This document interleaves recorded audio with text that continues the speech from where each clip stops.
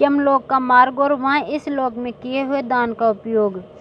वैसे यापन जी कहते हैं, यमराज नाम सुनकर भाइयों सहित धर्मराज युधिष्ठिर के मन में बड़ा कौतूहल हुआ और उन्होंने महात्मा मांडव्य जी से इस प्रकार प्रश्न किया, मुनिवर अब ये बताइए कि इस मनुष्य लोक से यमलोक कितनी दूरी पर है, कैसा है, कितना बड़ा है और क्या उपाय करने से मनुष्य उसे बच सकता है।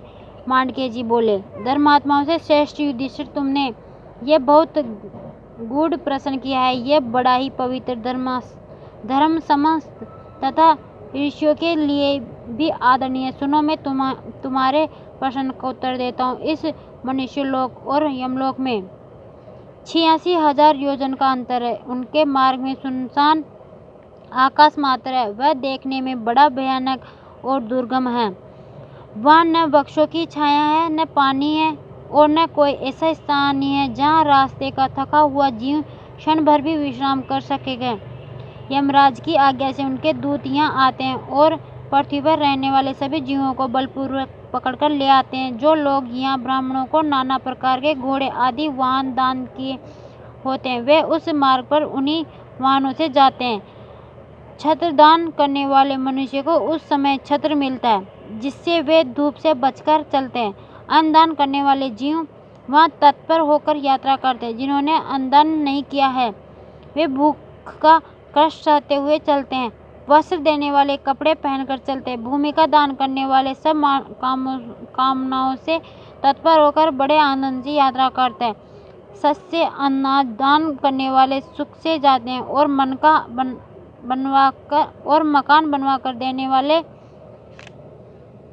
दिव्य विमान से बड़े आश्रम के साथ यात्रा करते हैं। पानी दान करने वालों को वहाँ प्यास का कष्ट नहीं होता है। दीप दान करने वाले के लिए अंधेरे में चलते समय प्रकाश का प्रबंध होता है।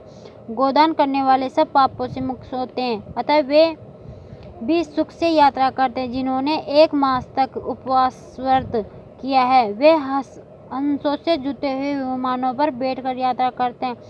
6 रात तक उपवास करने वाले लोग मयूरों के विमान से जाते हैं। 3 रात तक जो एक समय भोजन करते हैं, वे अक्षय लोक को प्राप्त होते हैं। जल देने का प्रभाव तो बहुत ही अलौकिक है। पृथ्वीलोक में जल बहुत सुख देने वाला होता है। मरने पर जिनके लिए जल दिया जाता है, उन पुण्यात्मा के लिए यमलोक के मार्ग में पुष्पों का नामक नदी बनी हुई है। वे उसका शीतल और सुधा के समान मधुर जल पीते हैं। जो पापी जीव हैं, उनके लिए ये पीब सी हो जाती है। इस प्रकार वह नदी सब कामनाओं को पूर्ण करने वाली है।